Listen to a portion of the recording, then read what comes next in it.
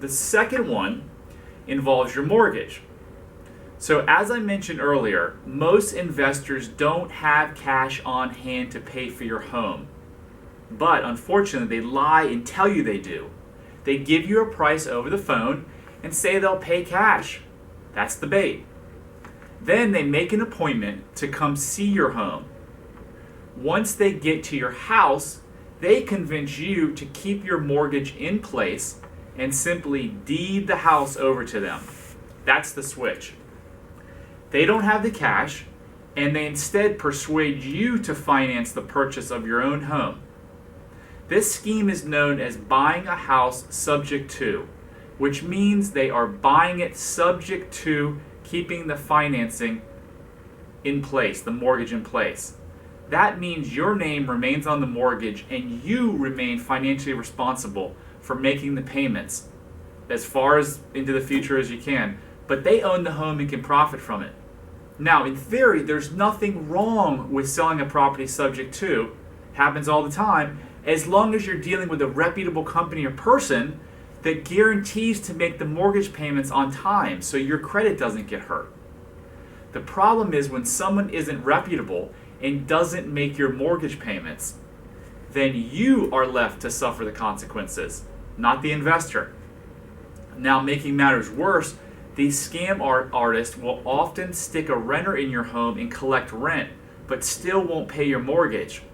The subject to ploy is very similar to another often used dirty technique of tricking a homeowner into signing over their home.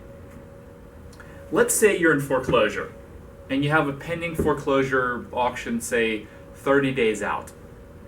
This means if nothing happens in 30 days, if you haven't done anything to cure it, your home will be auctioned off to the highest bidder, and the sheriff will force you out of your home after that sale takes place. Not a good scenario by any stretch of the imagination.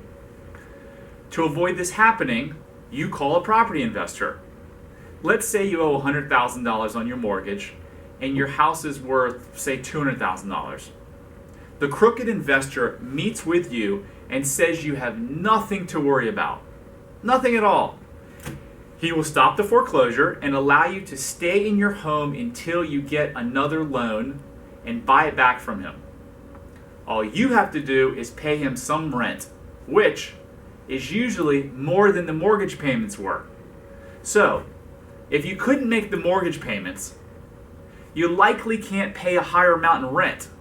Oh, and additionally, during this process, the investor tricks you into signing over your deed. That means he now has full control of your home. You miss a rent payment or two, and a short time later, you come home and there's an eviction notice on your door. You're forced out of your home and you lose all of your hard-earned equity. If something sounds too good to be true, it usually is. You're probably thinking, you're smart enough to avoid getting caught in these so-called traps. Unfortunately though, smart people get played all the time by these scam artists.